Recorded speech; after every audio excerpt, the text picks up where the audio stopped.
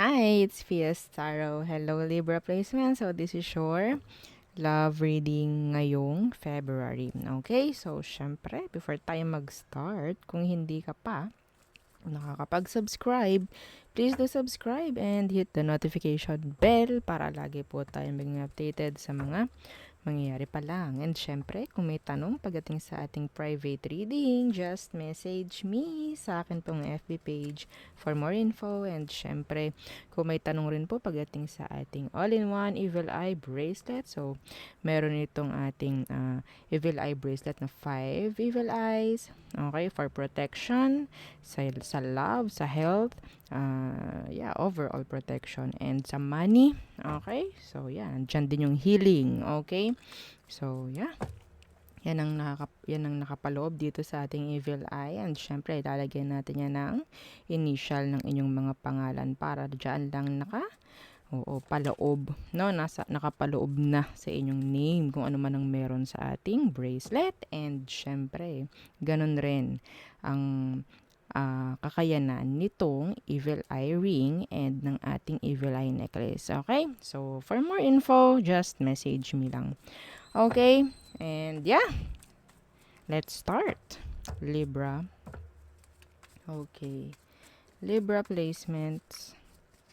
So, syempre, who is the person on your mind? Who is the person on your mind, Libra? Okay, the Five of Cups universe, pwedeng water sign, Cancer, Scorpio, and Pisces. Okay, so I think this person is trying to move on. Or maybe you're trying to move on from this one. Okay, yeah. May nangyari ditong separation. They're trying to move on, so maybe vice versa. Okay, pwedeng may nangyaring ending sa inyong dalawa ng taong ito. Okay, yeah, some of you, merong nangyaring arguments. Okay, may nangyaring arguments.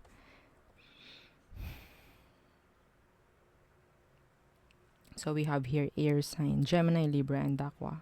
So, maybe ikaw yung gumawa ng ending dito. Yeah, may ending rito. Okay. So, tingnan natin ano bang meron. Bakit may nangyari na ending or separation? Some of you, pwedeng itong taong to binackstab ka niya. Okay, binackstab ka niya and maraming beses mong pinatawad ditong taong to, Libra. Okay, so the Nine of Pentacles universe and the Seven of Wands. So, meron ditong situation na parang may codependency. Pwedeng hindi parang. Pwedeng may codependency talaga. Okay? Pero nandyan yung parang hinindian na. Okay? Inalisan na. Kinat na. May nangyari ditong pagbabalik yung nakaraan. Death in reverse. May nangyaring pagbabalik dito pero nandiyan yung okay, enough na. This is enough. Parang ganyan. Okay? Yeah, the Ace of Swords. Some of you kinat off mo sila. Okay? The situation, the person, yan.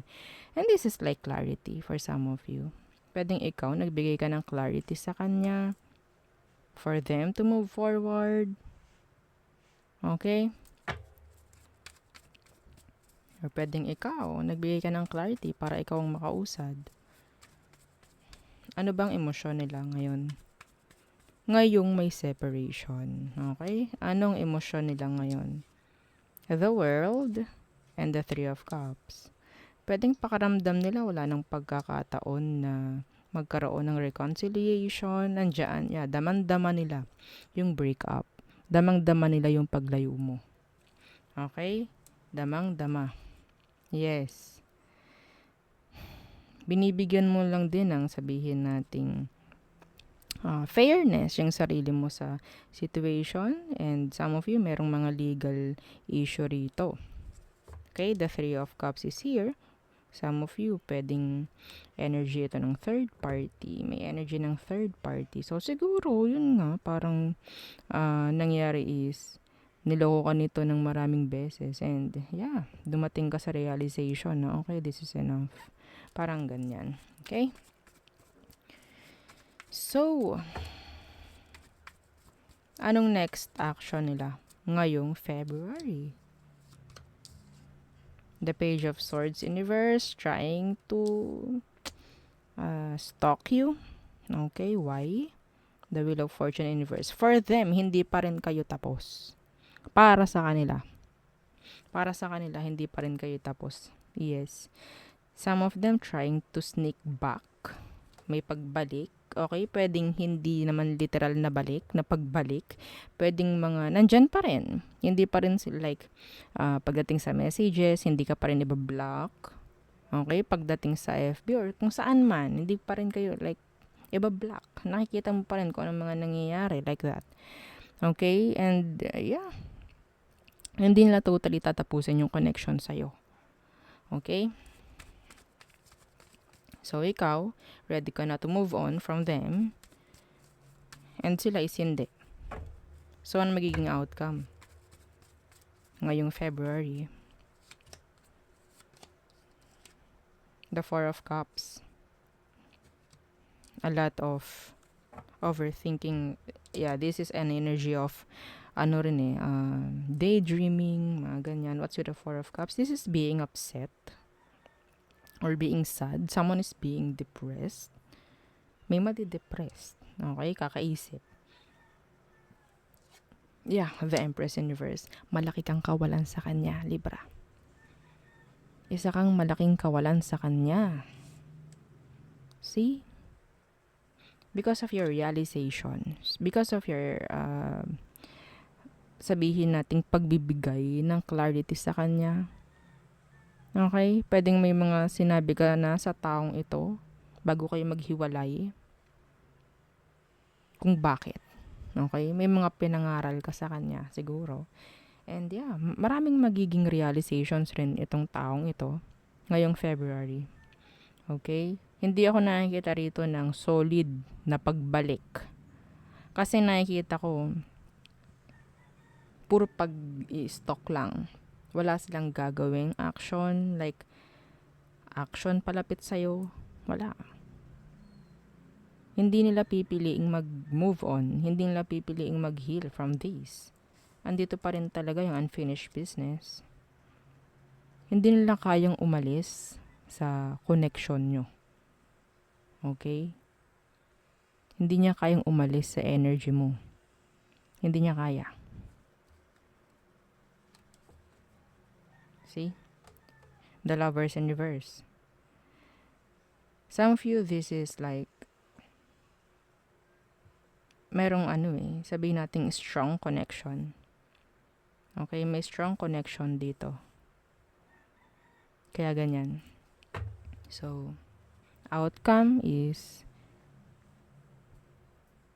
wala, kinakailangan ka ng taong to. Sobra. Okay, bakit? Kasi marami kang na-realize. Pwedeng in-end mo to, give up mo.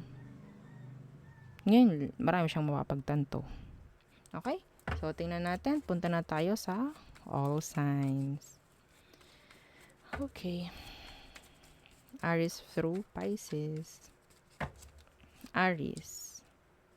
So, they're afraid. Some of them, they're a liar. Taurus, they're waiting. Gemini, they want a commitment with you. Cancer, they're like sabihin nating walang action. Pero yeah, they're not going anywhere. Yeah, naka-pause lang sila, naka-stay lang, stay put. Parang ganyan.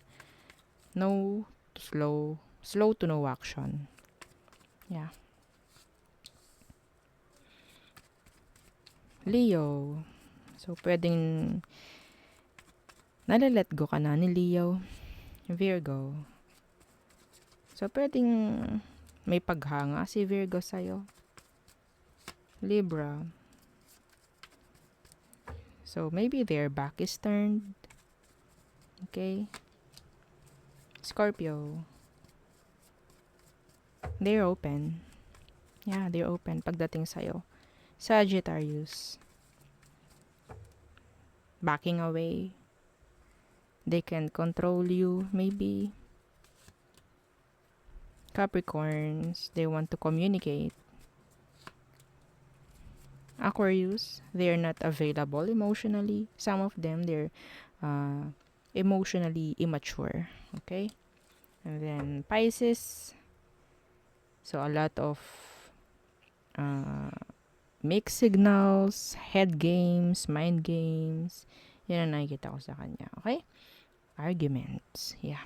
So there, yun ang ating reading for you. Libra placements. Again, don't forget to like, share, and subscribe. Thank you.